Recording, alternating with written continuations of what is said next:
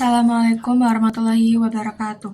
Sebelumnya, terima kasih kepada dosen pengampu Bapak Fatahillah, Magister Pendidikan selaku pengampu mata kuliah pembelajaran PKN SD untuk mendengarkan presentasi dari saya. Perkenalkan, saya Salwa Aulilia Basri dengan ujung NIM 041 selaku moderator dan pemateri pada presentasi kali ini. Di sini saya akan menyampaikan studi kasus evaluasi pembelajaran PKN SD. Langsung saja kita masuk ke materinya. Baik, sebelum masuk ke pertanyaan dan jawaban studi kasus, saya akan terlebih dahulu menjelaskan studi kasusnya. Jadi, evaluasi pembelajaran di sekolah dasar melakukan perubahan dalam metode evaluasi belajar siswa. Sebelumnya, mereka hanya menggunakan ujian tertulis sebagai alat ukur keberhasilan siswa.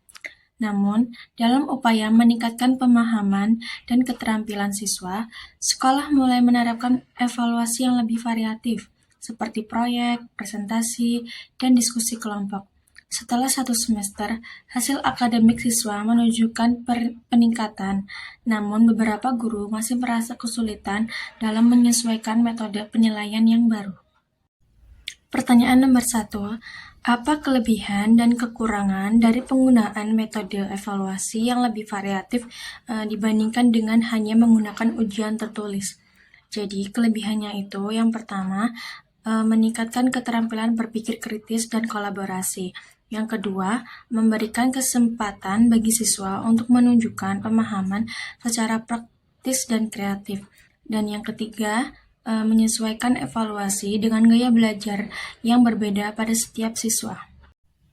Dan kekurangannya itu yang pertama membutuhkan waktu dan tenaga lebih banyak untuk perencanaan dan pelaksanaan. Yang kedua, penilaian bisa menjadi lebih subjektif jika tidak ada rubrik yang jelas. Dan yang ketiga, beberapa guru dan siswa belum terbiasa sehingga adaptasi memerlukan waktu.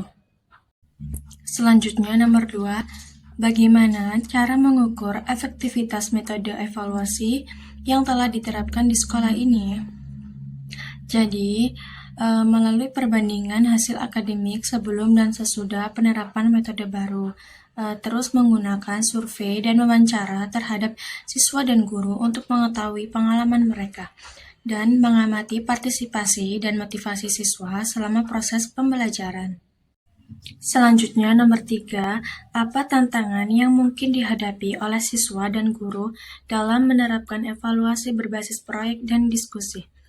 Tantangan bagi siswa yang pertama, kesulitan bekerja dalam tim atau kelompok. Yang kedua, kurang percaya diri saat presentasi atau diskusi. Yang ketiga, manajemen waktu. Dan di sini ada tantangan bagi guru. Yang pertama, kesulitan menyusun rubrik dan instrumen penilaian. Yang kedua, tuntutan waktu yang tinggi. Dan yang ketiga, kesenjangan keterampilan guru. Selanjutnya, nomor 4. Bagaimana peran evaluasi dalam meningkatkan kualitas pembelajaran dan pemahaman siswa? Jadi, evaluasi bukan hanya alat pengukur hasil belajar, tetapi juga bagian integral dari proses pembelajaran. Evaluasi yang tepat akan memberikan umpan balik kepada siswa, sehingga mereka dapat mengetahui kelemahan dan memperbaiki diri. Selain itu, guru juga dapat menyesuaikan strategi pengajaran berdasarkan hasil evaluasi yang pada akhirnya meningkatkan kualitas pembelajaran. Selanjutnya, nomor 5. Jika Anda adalah seorang pendidik, strategi apa yang akan Anda terapkan untuk memastikan evaluasi belajar berjalan optimal tanpa membebani siswa? Jadi menurut saya, sebagai seorang pendidik, penting untuk merancang evaluasi yang terintegrasi dengan pembelajaran aktif dan tidak menambah beban psikologi siswa. Strategi seperti evaluasi berbasis permainan edukatif, proyek sederhana, dan diskusi interaktif bisa diterapkan.